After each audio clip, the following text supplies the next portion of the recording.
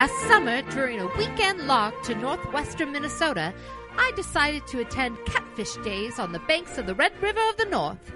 While enjoying the Beans on the Bank Chili Festival, I became aware of the magical sounds that spoke directly to my soul. It was the musical stylings of three gentlemen, a musical trio known as the Cousin Brothers.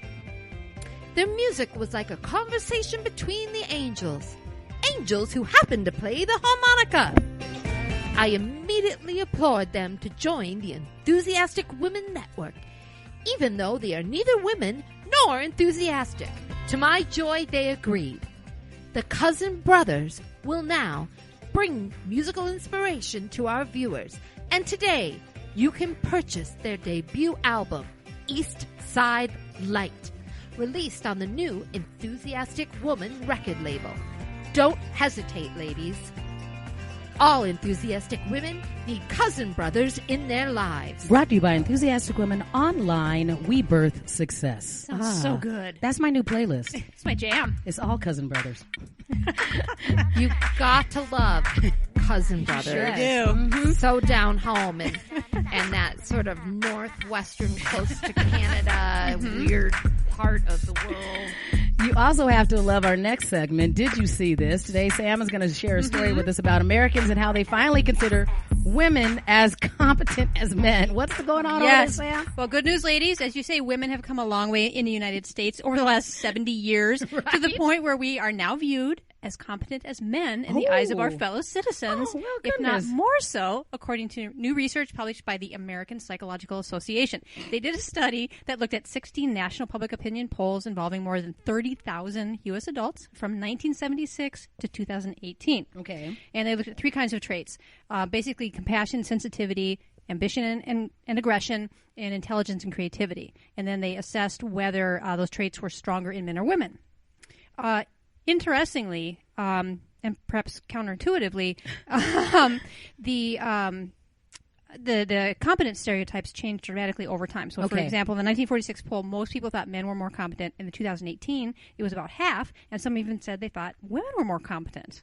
Now, can I back up? Okay, Yes. so tell us again who did this particular poll. This was a collection of polls that were Right. looked at by the American Psychological Association. Because I kind of think that based upon the new numbers that you shared with us, Samantha, and the numbers that were from before, was partially due to the way that we do polls now. Oh. Is that I feel like they have brought in the people who were being polled and changed the way that the questions were phrased. Oh. Because I feel like when we're looking at it, if we go over the historical accuracy of how these things went, they weren't phrasing questions to see whether we were equally as competent, but there also was a handicapping going on just societally because women and men already weren't expected to be in the same roles. Great point. I hadn't even thought of that. Well, Yeah. it does say that the person who did this research, her and her colleagues examined public opinion polls representing the views of more than 30,000 adults from 1946 to 2018. Right. Looking at specifically how they rated compassion, sensitivity, warmth, agency, ambition, aggression, assertiveness, and competency, intelligence, organization, creativity along gender lines. Right. So in 1946, 35% of the people thought men and women were equally intelligent. In 1955, 43% so. And later, 86% believed men and women were equally intelligent. So and those who favored one sex to the other thought women were smarter. So it was more that they didn't really do research. They looked at the change in research over time. Right. From looking at what Okay, people had good. done. Okay. Do you see Yeah, what yeah. I'm saying? Yes. Yep. Because that was my concern when we were looking at this originally, is that I'm going, well, before the what considered competency from a male perspective and competency from a female perspective were gender opposite. Yep. You know, it wasn't, so things that would be, there wasn't any parity at all. Yeah. Okay. So their conclusion was there has been massive social change over time. Yeah. True. When it comes to this. And it has to do with the fact for many years we simply don't see examples of women leading, nor as journalists, nor scientists, nor politicians. But she said it's starting to change. Just this year, college-educated women edged out college-educated men in the workforce. Right. And, you know, I was thinking this in the Democratic debates. They brought that up. You know, the last Democratic debates, it was only Hillary Clinton. And that was historic that she was there. Well, now there's like a lot of women on the stage. I mean, not as many as men, but enough that it's not just like there's one. Right. And it's like there's like a bunch of them, and that's like just in the time since Hillary Clinton ran. And I do appreciate the fact that we are shutting down the disparities more quickly now. So when they come to, like, when we started this particular, we'll call it election cycle, when we were talking about, especially if we go back to what you just mentioned, Judy, about how we have so many people in the Democratic debate. A lot of the things that were being brought up even during Hillary Clinton's run about shrill, the words that were being used and the vocabulary that was allowed, and bringing up, what are they wearing? What are they doing? A lot of those things that were not brought up for their male counterparts is now being preemptively shut down. Where when somebody goes, it's harder sound to shrill, do. They go, it's so harder to do when there's like, 2-3 women on Right. stage at the same time. because you can't always use shrill to shut somebody down if they say something. The thing that's interesting, though, here's the bad news. Women still earn far less more women Right. than men. Parenting in heterosexual couples is still uneven. Yeah. Intimate partner violence is a leading killer of American women. Yep. Wow, yes. This is what gets overlooked like crazy. And there's fierce debates over women's health care. That's another problem. I just want to go back to the partner violence when we talk about violence and, random stranger violence or police violence or anything. I mean, and I tell this to my daughter and everything. It's like, you're most likely to get killed by somebody you date or marry. Right. And you're most likely to get killed if you're pregnant by somebody you date, marry, or know. And women never think about this, and it's so rarely talked about. Right. But men feel entitled to, or they just do. I don't know why this happens, but a lot of men kill the women they know. And this was the one thing that got me. This is why I was thinking about this lately. I forgot about this. I watched on HBO the case of the girl who texted her boyfriend and he committed suicide, and she went to jail for that. Yes. And it was a huge case, and it was bad. Apparently he was also abusive towards her, but I just thought this was such a big case, and she was so villainized, and I thought, how many teenage boys kill their teenage girlfriends? Right. All the time. I can think of so many cases that I know of, and it's not that big of a deal. But when a teenage girl does anything that involves like the death of a teenage boy, she becomes so famous. If it's ever a woman that somehow kills a man in a relationship, a Lorena Bobbitt or that case.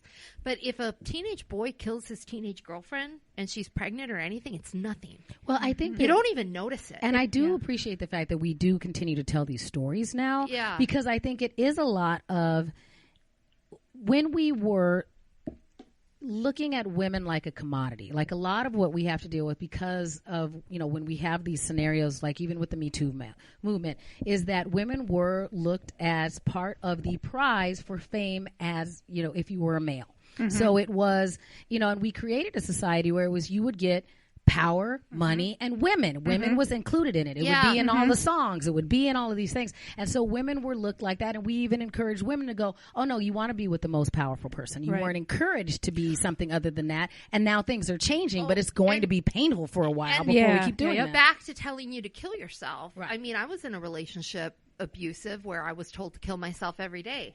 You think that person would get prosecuted for that? Right. How many women get told to kill themselves? By text message and personally, and then either probably do or are killed by that partner. Right, if they're threatened. And that story of this girl telling this guy to kill himself, she's got convicted for that. I'm not saying that it was right. I'm just saying if it was the other way, I don't know that they would have that big of a case. Right. Was greater value placed on him than if he had been a female victim? Well, I just don't know that people care if girls' boyfriends or husbands tell them to kill themselves. I think that some people care. And I think that we are growing towards that being equally prized. Yeah. But it's like everything else that we have to do. We have to keep telling the story, and we have to keep encouraging that kind of thing. Yeah. Because that's the kind of thing when we're talking about, and people make jokes about, oh, you want equality, and then they come up with all the reasons why it's not equal yet. And I'm like, well, once we get these other things up to speed as well, then you can tell me that I get to stop talking about that. Right. Kind of thing. Then, in the meantime, if you sit there and they go, well, I think those are the same people that like to tell me as an African American that they're colorblind. And I'm like, well, you have to admit that there is a disparity first. And then once we're all equal, then you can say, I don't get to bring it up. It's easy for them to be colorblind. Right. When they're not. The marginalized party. Yeah. That's some privilege for you to be colorblind. How nice for you today. Glad that worked out. I continue to be unimpacted. Yeah.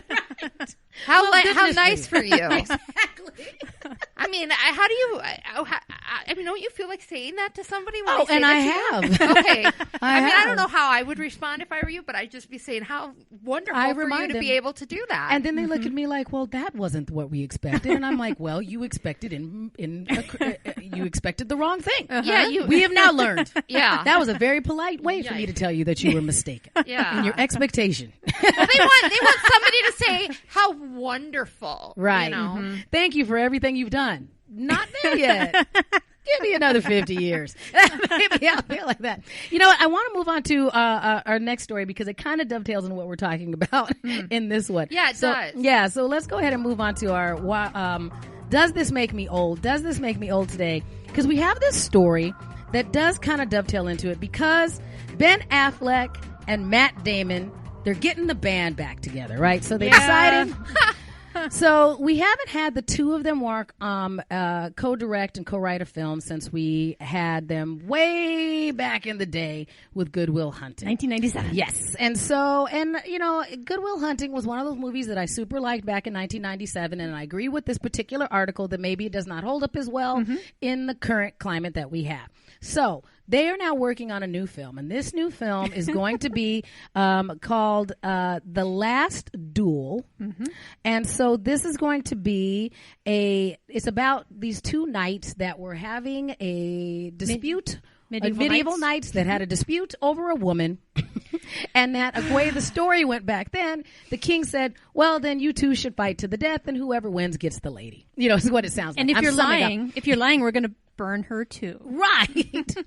And so, again, back to what we were saying in a previous segment about making women a commodity. The whole premise of this is women as a commodity. And that's where I'm kind of thinking from jump.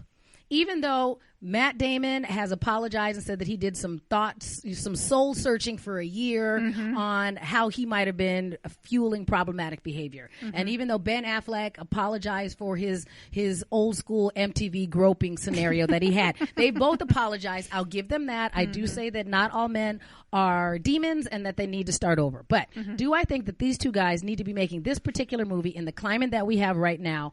I'm not on board with this. I don't know why this movie needs to get made and why they are the two guys that get licensed to go and make this movie. I know seriously, because it's them and it's Ridley Scott. So there's lots of people who I do not dislike the films that like their whole anthology. I'm not saying I'm not one of those people that is on board with just wholesale canceling Matt Damon or canceling Ben Affleck. I do think that they are at least making attempts, and not every word that comes out of their mouth is garbage. But I don't see how they could make this movie not be problematic. Well, yeah, and Ben Affleck supports, among other charities, the Rape Foundation. I don't care if they make this movie or not. I don't think... I have a pretty broad... people should be able to make what they want to make. If they want to write a movie and make a movie, they should be able to make any movie they want to. And people can go to it or not go to it. What are you going to say? They're not allowed to write movies? They're not allowed to produce movies? They can make. Why can't they do that? I don't understand. And then if it's terrible, nobody goes and they lose money and then they maybe don't make another movie. I mean, I don't understand why... Who cares if they make a shitty movie. I guess I care in that there's only so many screens that are out there, and they have each of them have enough star power that I'm allowed to say I don't think that that's even a good idea, because there's lots of other ideas that are from a different perspective that don't have as big of a megaphone, that don't get to be made because the networks and because of the studios are supporting films like this. So I just would rather have the money go someplace else. That's just the way the world kind of is, though, in a way. A little bit, but we also have the ability. So you think Ridley Scott should have, and there's a female person writing it with them. Nicole Holofcener. I still think that, I think that the way the world works is also a matter